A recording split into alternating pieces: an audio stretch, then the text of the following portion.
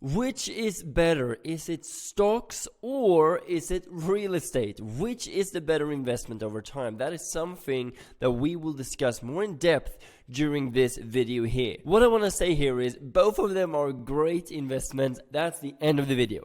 No, so there's a couple of things you do need to think about when you're going to invest into stocks or into properties or real estate. Now, there's 4 things I'm going to speak about today, and that is the amount of money that you need, liquidity, emotions, and number 4, the returns that you could expect. I'm going to try to keep this simple as well for you. So, if we start with the amount you need, well, when you start to trade and invest with stocks, you can do it within a matter of seconds. And not only that, you can also do it with as little as £50, £100, £200, £300, etc. But when you go into property, there are exceptions, but usually you will need quite a bit more money. We're talking about tens of thousands and even more. I mean, we bought a property for 200 grand, for example, like 200,000. That's a lot more than you would need for stocks and cryptos or any other assets that you're trading and investing with. So that's one thing to keep in mind, the amount of money you need. And the second thing is, of course, the education as well. I'm going to speak about the amount of money you need. You also need quite a bit and a big amount of education before you dive into it as well. So what do I mean by that? Well, when you get into property, it's not really as easy as just buying a property. It's the same with stocks. You need education for both. But if you get it wrong with properties, it will be a lot harder to get out. You might, lose a lot more over time. Like if you buy something and you pay 200,000, you get a valuation for 150, you already lost 50,000. And then maybe the rent doesn't even cover the interest now when the interests are going up. There's a lot of variables to keep in mind. But with trading, on the other hand, and investing, you can actually be losing everything if you're trading and investing unwisely. So education is crucial. You need it for both.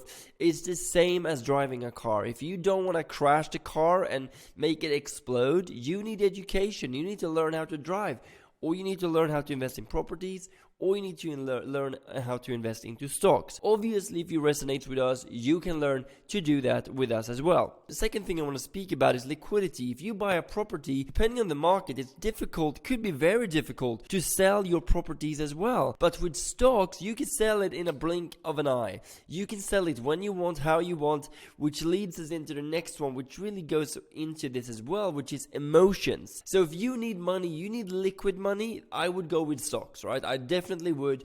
But if you don't, if you want to kind of diversify and tie your money up for the long game, then properties might be for you. Now, that being said, if we speak about emotions, if you trade and invest with stocks, there's a lot more emotions involved usually if you don't know what you're doing or if you're starting out. You see Bitcoin, you see stocks falling 50-60%, your $10,000 investment is now down to 4.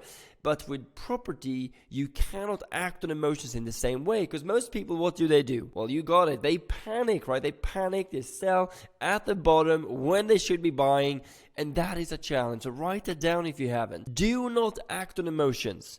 If you act on emotions, you might lose out big time. We have clients that bought Bitcoin at 16,000, went up to 20,000. This is back in 2018, and then it went all the way down to $6,000. They sold with a loss. If they just would have held their money and investment, instead of making a 40-50% loss, they would have made a 200-400% profit instead, because as you know, Bitcoin went from 6,000 down to 4,000, but then all the way up to $67,000 per Bitcoin. And the same is true with stocks. So people can act more on emotions. So do not ever act on emotions. You need a strategy that tells you exactly when to buy. We have made other videos on this, but when to buy, with how much, where to put your take profit, where to put your stop loss, where to put your entry, and how much money you're going to invest as well. So you need to know all of those factors before you even get in. The same with properties. When I get into a property, I have 3 strategies. So I know exactly when to get in, out, with what strategy. So all of them make sense. Then I go with the opportunity. So I don't lose money. I don't like losing. That's Warren Buffett's number 1 rule. Do not lose money. Rule number 2. See rule number 1.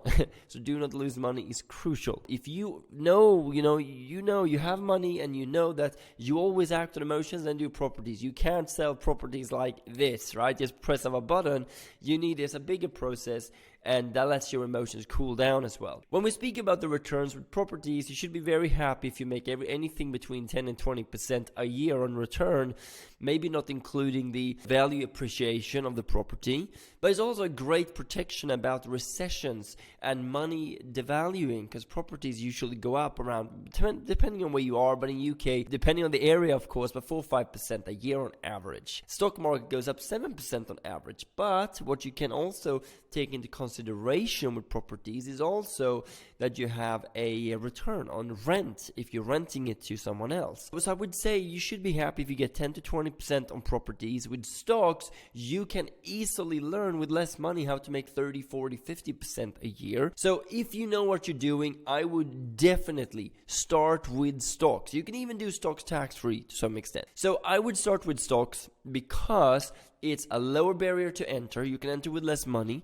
All you really need is your knowledge, because when you have the knowledge, you can make 30, 40, 50% a year. You can watch videos of me when I turned 4,000 into over 100,000 in less than 2 years, and then over 200,000. And I don't know how to do that with properties, but it is possible with trading and investing. So you can really choose smaller companies to get into when you know what you're doing, and you can make even bigger returns. So now when Apple is down 40-50%, or some of the bigger companies, Amazon is down 40-50%, it's really a no-brainer for me to be buying, because I know they're gonna go back up. It's very likely that I'm gonna make 15-20% on those in a smaller amount of time. No matter which asset you pick, you do need a strategy, but stocks would be the one I go for, because, well, that's obviously my background, but I do properties as well. I have a couple of properties now as well.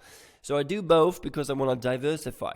But if you can handle your emotions, if you're looking for bigger returns, if you want to be more liquid, be able to buy and sell more and have the money available faster, and if you have a smaller amount of money to start with, I would definitely start with stocks. So with that being said, I really hope you enjoyed this video and that you enjoyed the content here, and comment below, what would you start with? I would love to hear. And do not forget to subscribe to our channel if you want to see more of this, and press that alarm bell so you get those notifications as well. So with that being said, I look forward to seeing you in the next video.